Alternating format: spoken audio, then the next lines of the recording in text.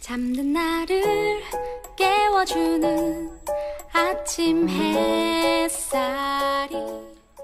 평안하십니까? 나를 깨우는 7분 메시지. 오늘은 누가복음 2장 15절에서 20절까지 말씀을 같이 나누려고 합니다. 천사들이 목자들에게서 떠나 하늘로 올라간 뒤에 목자들이 서로 말하였다. 베들레헴으로 가서 주님께서 우리에게 알려주신 바 일어난 그 일을 봅시다. 그리고 그들은 급히 달려가서 마리아와 요셉과 구유에 누워있는 아기를 찾아냈다.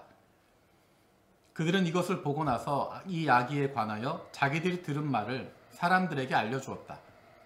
이것을 들은 사람들은 모두 목자들이 그들에게 전해준 말을 이상히 여겼다. 마리아는 이 모든 말을 고이 간직하고 마음속에 곰곰이 되새겼다. 목자들은 자기들이 듣고 본 모든 일이 자기들에게 일러준 그대로임을 알고 돌아가면서 하나님께 영광을 돌리며 그를 찬미하였다. 아멘. 지금 읽었던 이 말씀의 시기는 아우구스투스 황제가 전 세계에 호적을 명령했던 그 시기입니다. 그래서 요셉도, 다윗의 가문이었던 요셉도 호적을 하기 위해서 약혼자였던 마리아와 함께 베들레헴으로 돌아갑니다. 그런데 우리가 잘 알고 있는 것처럼 예수님을 낳을 장소가 없었습니다. 여관에 자리가 없었습니다. 그래서 생긴 일이 누가복음 2장 5절에서 8절에 나와 있는 내용입니다. 자기 약혼자인 마리아와 함께 등록하러 올라갔다. 그때 마리아는 임신 중이었는데 그들이 거기에 머물러 있는 동안에 마리아가 해산할 날이 되었다. 마리아가 첫 아들을 낳아서 포대기에 싸서 구유에 눕혀 두었다. 여관에는 그들이 들어갈 방이 없었기 때문이다. 아멘. 여러분이 1장에 있었던 내용 기억하시죠? 천사가 마리아에게 나타났습니다. 천사가 요셉에게도 이야기했습니다. 마리아가 아들을 낳을 것인데 그 이름을 예수라 하라. 그가 하나님의 아들이라고 이야기합니다. 하나님의 은혜로 자기 백성들을 구원할 자라고 이야기했습니다. 그 소중한 아이를 품고 있는데 지금 오늘 본문에 보면 그 아이를 낳을 자리가 없어서 구유의 아기가 누워있다라고 이야기합니다. 여관에 있을 자리가 없었다라고 이야기합니다. 여러분, 요셉과 마리아의 입장에서 한번 생각해 보십시오. 이건 아니지 않습니까?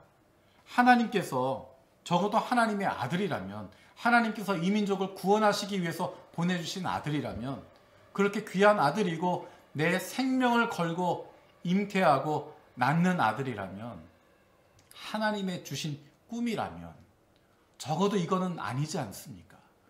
태어날 것도 없어서, 여관에 자리가 없어서 구유에 그 아기를 눕혀야 했던 마리아의 마음, 요셉의 마음이 얼마나 힘들었을까. 그런데 놀라운 것은 15절에서 18절에 나와 있는 목자들의 모습입니다.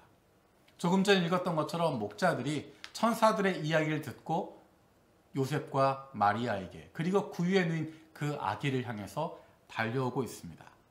그리고 그들에게 해주는 이야기가 천사들의 이야기를 통하여서 마리아와 요셉에게 큰 위로의 메시지가 되어집니다. 정말이구나. 하나님께서 놀라운 일을 시작하셨구나.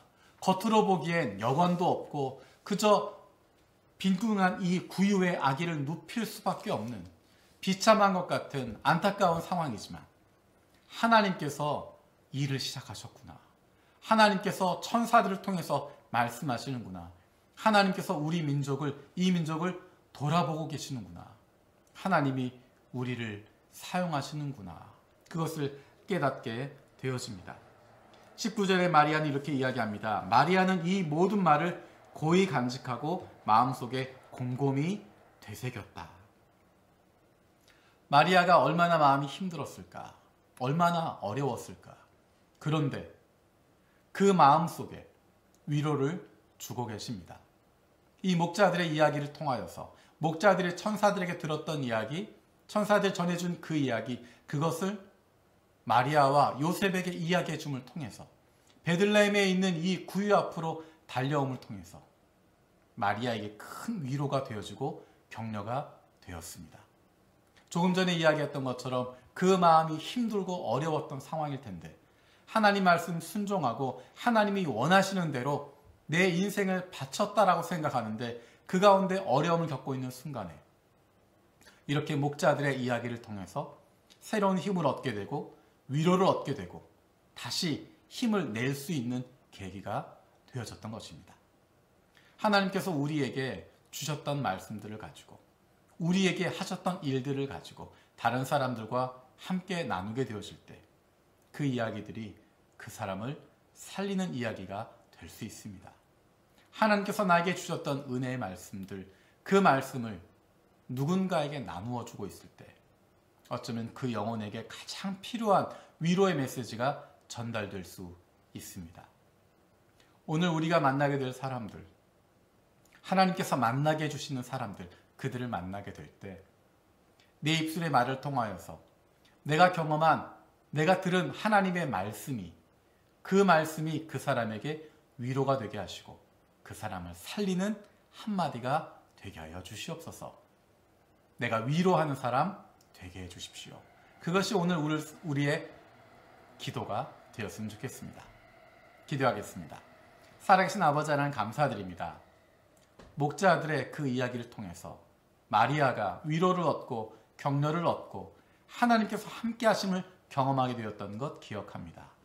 하나님, 오늘 우리가 만나게 될 사람들에게 하나님의 말씀을 나누게 될 때 내가 받았던 은혜, 내가 받았던 기쁨, 그것들을 공유하게 될 때 그 한마디가 그 사람에게 위로가 되게 하시고 생명의 말씀이 되게 하시고 그를 살려주는, 그에게 힘을 주는 하나님의 음성이 되게 하여 주시옵소서.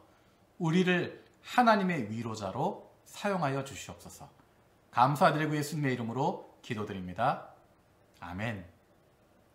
오늘 하루도 하나님의 말씀과 함께하는 기쁨을 누리는 저와 여러분들 되어지기 원합니다. 고맙습니다. 찬양하시